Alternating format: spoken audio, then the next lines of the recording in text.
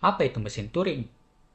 Mesin ini merupakan bentuk fisik dari konsep yang disebut menyelesaikan masalah bukan menggunakan intuisi, melainkan menggunakan aturan tertentu untuk menemukan hasil.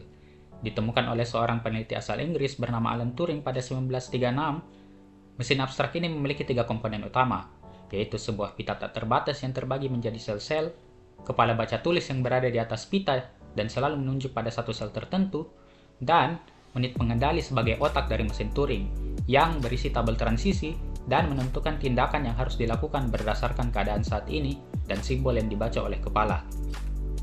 Lalu, bagaimana cara kerjanya? Sederhananya, di sebuah pita berisi nilai atau value yang biasanya 0 dan 1 serta simbol kosong jika sel belum diisi, nilainya akan dibaca satu persatu oleh kepala baca tulis. Tidak hanya itu, terdapat juga state atau keadaan yang dapat menentukan perilaku mesin. Kita bisa melihat bagaimana kepala baca tulis membaca dan menulis nilai yang dimasukkan. Tindakan ini diatur oleh control unit berdasarkan tabel transisi yang ada pada mesin. Agar lebih jelas, mari kita lihat contoh berikut.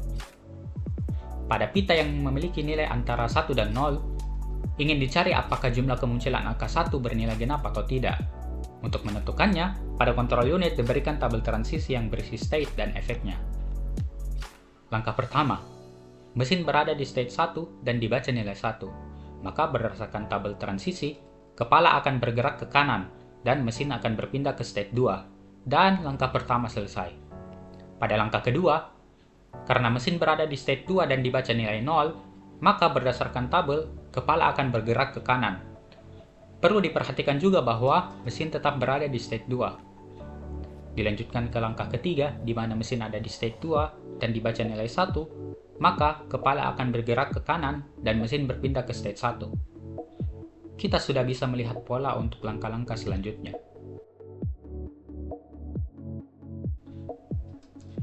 Hingga kepala baca tulis bertemu satu sel khusus yang berisi simbol kosong.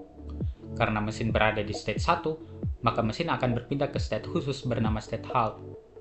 State ini adalah state untuk berhenti, dan berdasarkan tabel transisi state 1, didapatkan bahwa masukan ini diterima oleh mesin Turing. Dengan kata lain, jumlah 1 pada masukan ini berjumlah genap. Setelah melihat cara kerja mesin Turing, akan timbul pertanyaan, apa fungsi dari mesin ini? Fungsi dari alat ini adalah mencari solusi suatu masalah.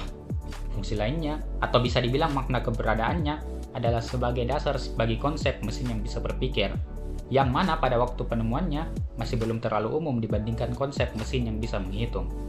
Selain itu, beberapa konsep pada ilmu komputer seperti teori komputasi, fungsi lambda, dan model pemrograman banyak menggunakan prinsip-prinsip mesin Turing. Walaupun ditemukan lebih awal beberapa tahun daripada mesin komputer, mesin Turing diakui sebagai salah satu model awal yang mendasari komputer. Mesin Turing juga terkenal dengan ungkapan, apapun yang bisa dilakukan oleh mesin Turing, pasti bisa dilakukan oleh komputer.